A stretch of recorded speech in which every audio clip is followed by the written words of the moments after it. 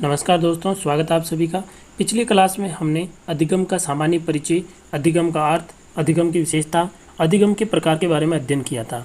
आज हम बात करते हैं रॉबर्ट गेने का अधिगम सिद्धांत। देखिए, रॉबर्ट गेने का जो अधिगम सिद्धांत है ये बहुत ही इम्पोर्टेंट अधिगम सिद्धांत है। जनरली यदि हम बाल विकास और शिक्षा शास्त्र पढ़ते हैं तो इस प्रकार के कुछ प्रत्येक यूनिट में, इकाई में कुछ महत्वपूर्ण टॉपिक होते हैं जो कि हमें बेसिकली आने ही चाहिए। तो उसी में से एक है रॉबर्ट गेने का अधिगम सिद्धांत, जो कि बहुत ही इंपॉर्टेंट है। तो आइए बात करते हैं रॉबर्ट गेने के अधिगम सिद्धांत।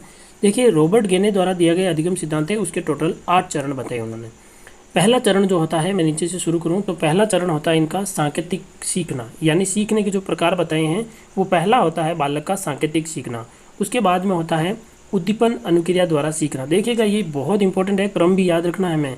सांकेतिक सीखना, उद्दीपन अनुक्रिया सीखना, फिर सरल श्रृंखला का सीखना, उसके बाद में शाब्दिक साहचर्य का सीखना, विभेदीकरण द्वारा सीखना और संप्रत्यय सीखना, नियम सीखना और समस्या समाधान सीखना। एक बार वापस देखते हैं इनको। देखिए, सांकेतिक सीखना, सबसे पहले सांकेतिक सीखना, इनके एक एक के बारे में वर्णन करेंगे, हम अभी समझेंगे। सांकेतिक सीखना से याद रखना आप सांकेतिक, उसके बाद में उद्दीपन अनुक्रिया, उसके बाद में सरल श्रृंखला। तो सांकेतिक, उद्दीपन अनुक्रिया, सरल श्रृंखला, उसके बाद में शाब्दिक साहचर्य के बाद में आप याद रखेंगे विभेदीकरण, फिर संप्रत्यय, नियम और समस्या समाधान। तो आइए बात करते हैं इनके एक एक चरण के बारे में। बिल्कुल, तो सबसे पहले बात करते हैं सांकेतिक सीखना।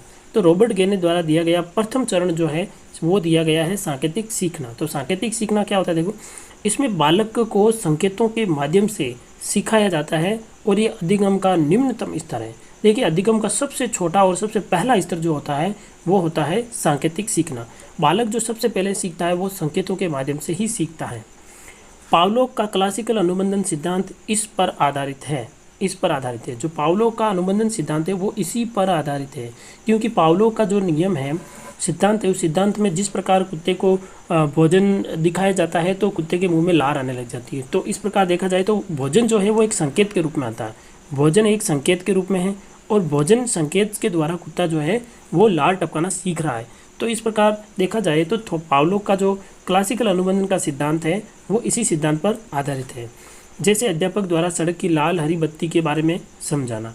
अध्यापक यदि बालकों को लाल हरी पीली बत्ती के बारे में समझाता है तो वो संकेत करता है कि लाल बत्ती, और उनको लाल बत्ती का संकेत करेगा, फिर हरी बत्ती, पीली बत्ती, ये समझाएगा तो उनको संकेत भी करेगा। तो संकेत के द्वारा हम जो सीखते हैं वो ज्ञान हमारे मस्तिष्क में स्थायी रूप से रहता है।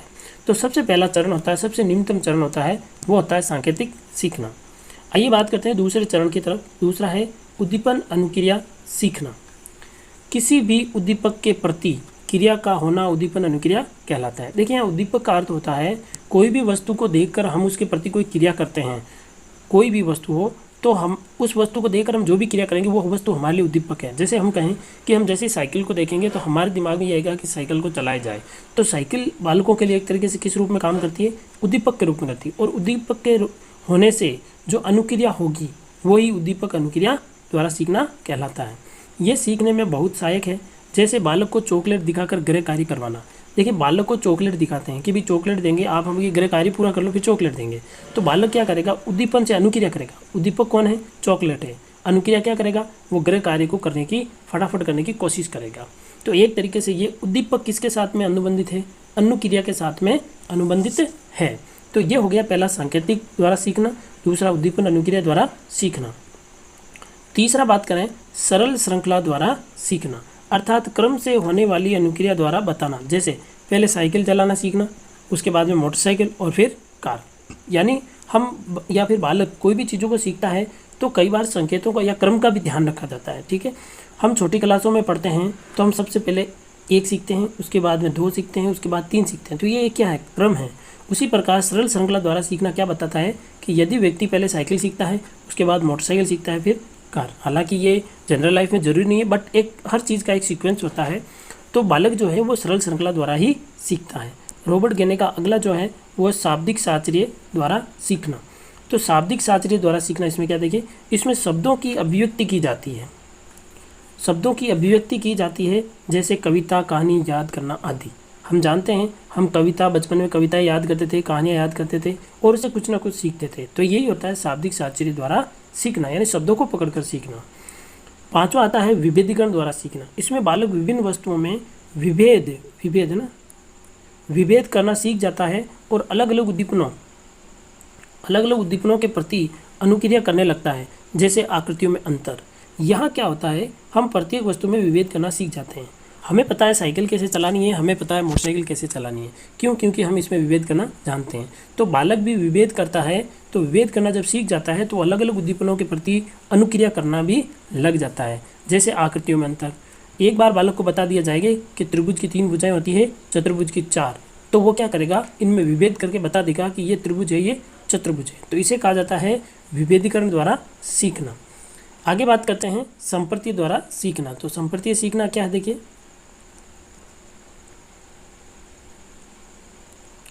अगला है संप्रति सीखना। तो देखिए संप्रति सीखना, इसमें बालक विभिन्न वस्तुओं के गुणों के आधार पर अपने मस्तिष्क में छवि बना लेता है।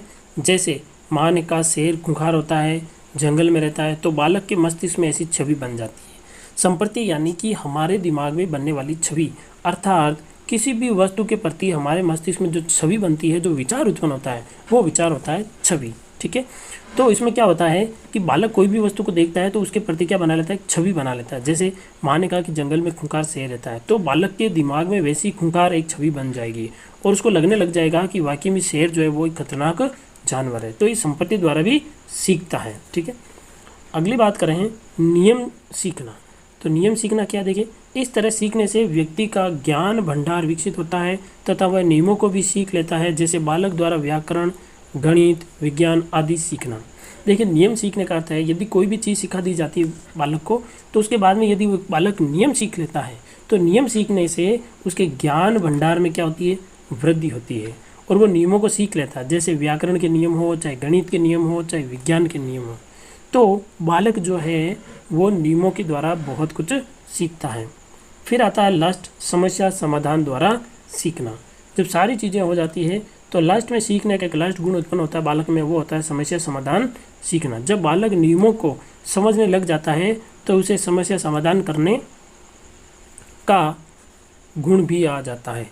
यदि बालक नियम सीख लेगा तो उसको पता चल जाएगा कि कौन सा नियम कहाँ लगाना है, मुझे समस्या का समाधान कैसे करना है। तो समस्या समाधान करने का गुण भी आ जाता है और ये अधिगम का सर्वोत्तम उच्चतम अवस्था है। यानी ये प्रश्न पूछ लिया जाए कि रॉबर्ट गेने के अनुसार अधिगम का सर्वोत्तम उच्चतम स्तर कौन सा है, तो सर्वोत्तम उच्चतम स्तर है वो है समस्या समाधान द्वारा सीखना। तो ये हुए रॉबर्ट गेने के टोटल 8 स्तर, अधिगम के प्रकारों में 8 स्तर बताए इन्होंने, जिनको हमने अच्छे से पढ़ लिया। मिलते हैं अगली क्लास में, तब तक के लिए जय हिंद, जय भारत।